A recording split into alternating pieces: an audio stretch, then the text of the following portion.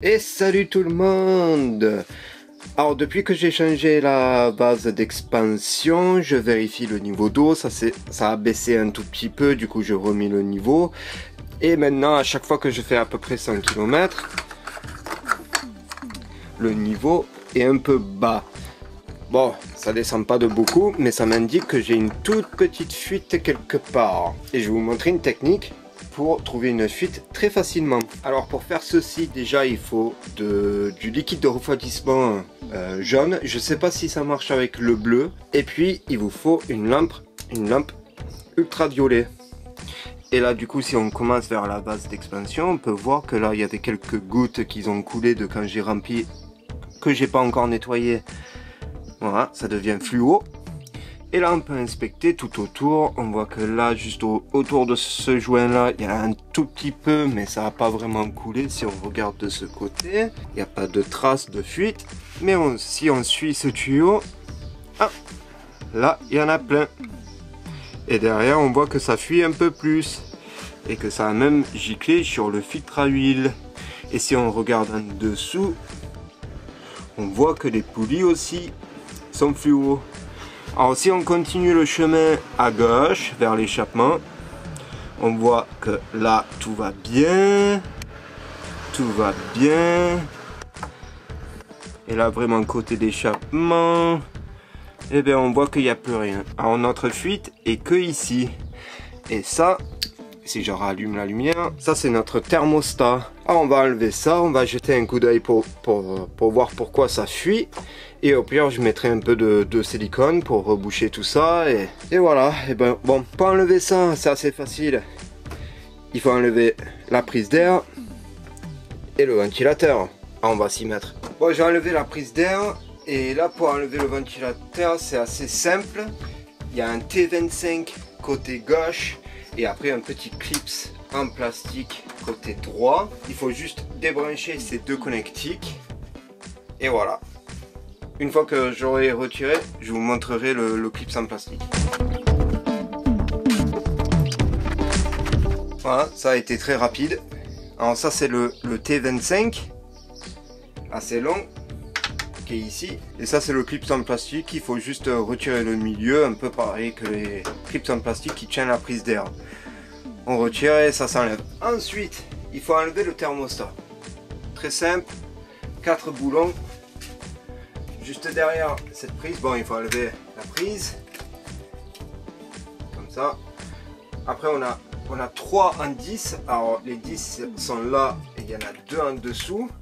Il y en a un là et un ici. Après aussi il y a un 13 qui est juste là. On défait les tuyaux des deux côtés avec les clips en fer comme on a vu avec la base d'expansion.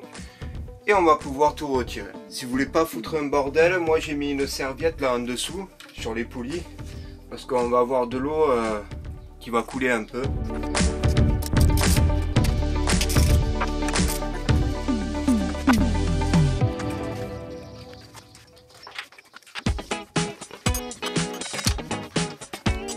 Alors, avant de continuer, je suis désolé, je vous ai dit que c'était très simple et qu'il y avait 4 boulons.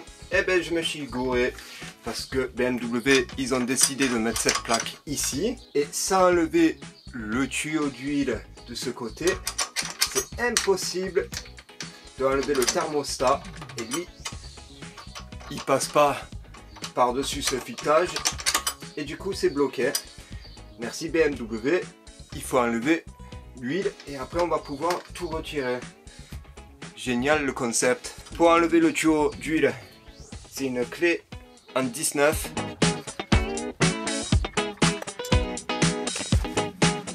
Voilà, c'est enlevé. Bon, ça n'a pas été long, mais pourquoi?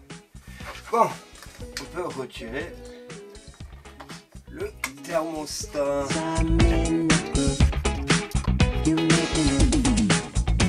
Ainsi, maintenant on peut regarder.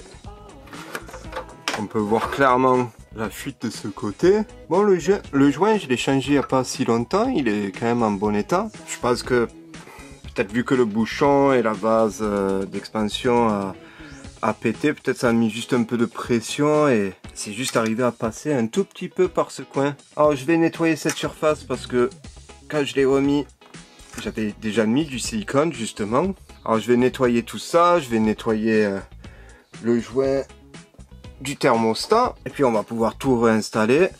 Il faudra que je repurge le moteur. Et après tout sera nickel comme avant. Tout est propre. Alors je vais remettre un peu de silicone sur ce joint là. Et je vais tout remonter.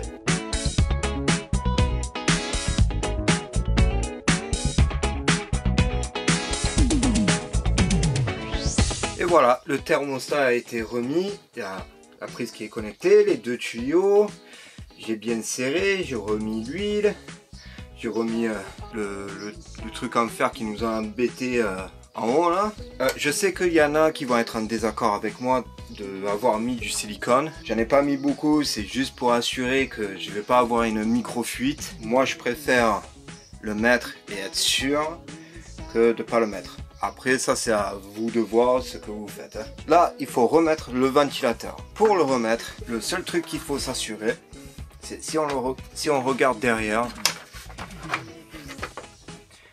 on a ce petit clip qui va venir s'enclencher côté vase d'expansion. Et après on a ces petits pieds en bas là et sur ce côté.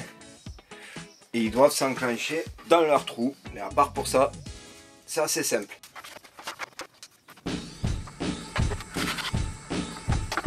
Et voilà, tout remonté, tout fini. Il ne reste plus que ça à mettre. Et cet après-midi, je vais pouvoir repurger le système. Et après, tout sera tout bon à nouveau. Bon, en tout cas, merci d'avoir regardé. Si vous voulez voir comment purger un système, j'ai une vidéo dessus. Et aussi, comme toujours, à la prochaine. Ciao. Repurger le système. Faut que je nettoie le moteur. Oh putain, toi reste là. C'est bon, toi.